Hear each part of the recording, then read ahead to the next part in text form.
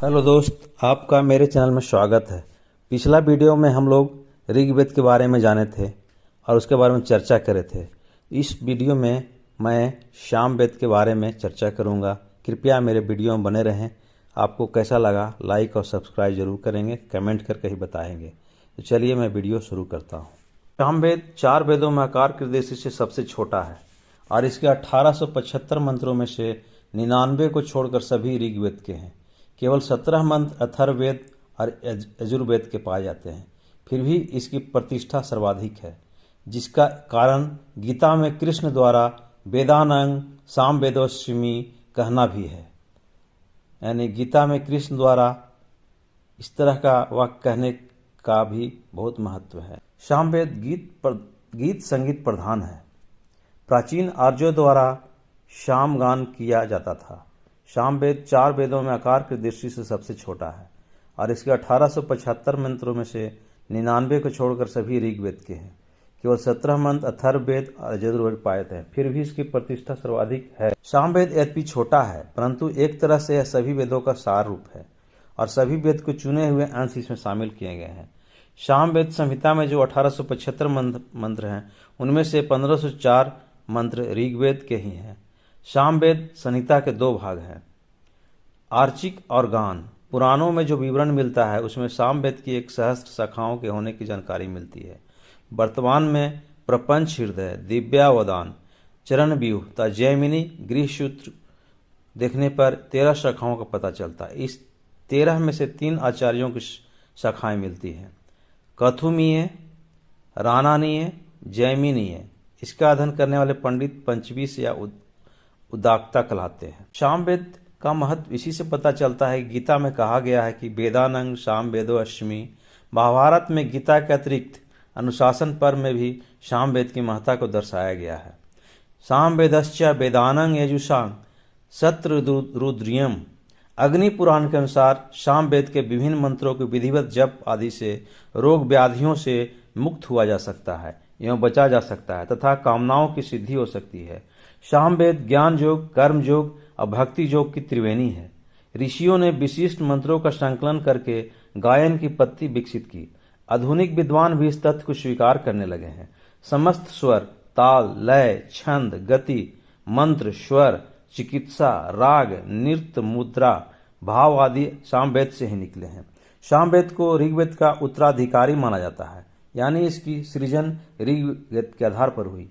सामवेद के मुख्यतः 3 भाग होते हैं। प्रथम भाग में ऋग्वेद के गानों के उत्तरार्ध, द्वितीय भाग में स्वयं सामवेद के गान और तृतीय भाग में यजुर्वेद के मंत्रों के संगीतों का संग्रह होता है। सामवेद को उद्गीतों का रस कहा गया है। छांदोग्य उपनिषद में अथर्ववेद के 14वें कांड ऐत्रेय ब्राह्मण और बृहदारण्यक उपनिषद जो शुक्ल यजुर्वेद के उपनिषद हैं।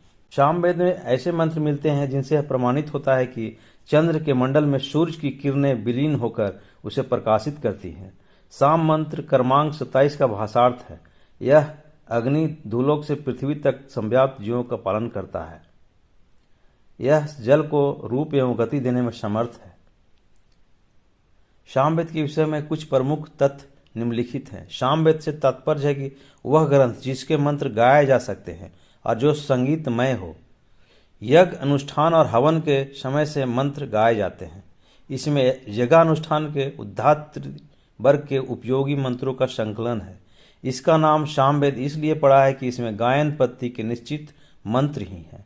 इसके अधिकांश मंत्र ऋग्वेद में उपलब्ध होते हैं। कुछ मंत्र स्वतंत्र भी हैं। सामवेद में मूल रूप से 99 मंत्र हैं और शेष ऋग्वेद के लिए गए हैं। वेद के उद्गाता गायन करने वाले जो कि सामज्ञ सामगान करने वाले कहलाते थे। उन्होंने वेद गान में केवल 3 स्वरों का प्रयोग उल्लेख किया है, जो उदात, अनुदात और स्वरित कहलाते हैं। सामगान व्यवहारिक संगीत था, उसका विस्तृत विवरण उपलब्ध नहीं है। वैदिक काल में बहुविध वाद्य यंत्रों का उल्लेख मिलता है, जिनमें से तंतुवादों में कन्नड़ वीणा, करकरी और बीना। दूसरा घनवाद यंत्र के अंतर्गत दुदुम्भी और आडंबर। वनस्पति तथा सुशीर यंत्र के अंतर्गत तुरभ, नादी यथा बंकुरा आदि यंत्र विशेष उल्लेखनीय है। संगीत स्वर के अनुसार नारदीय शिक्षा ग्रंथ में सामवेद की गायन पद्धति का वर्णन मिलता है, जिसको आधुनिक हिंदुस्तानी और कर्नाटक संगीत में स्वरों के क्रम में सा रे गा मा पा धा निशा के नाम से जाना जाता है।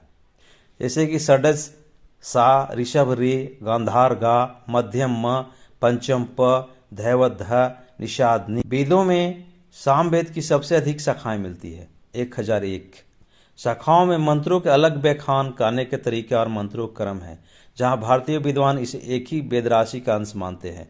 कई पश्चिमी वेद अनुसंधानी इसे बाद में लिखा गया ग्रंथ समझते हैं, लेकिन सामवेद और सामगान का विवरण ऋग्वेद में मिलता है, जिसे हिंदू परंपरा में प्रथम वेद और पश्चिमी जगत प्राचीनतम वेद मानता है।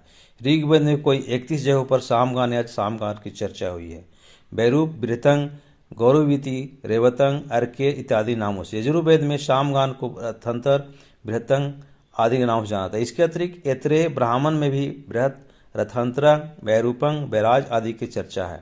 आपको कैसा लगा मेरा वीडियो वेद सामवेद के ऊपर जो मैंने आपके बीच में चर्चा की है? लाइक सब्सक्राइब करके ज़रूर बताएंगे। वीडियो में बने रहने के लिए धन्यवाद।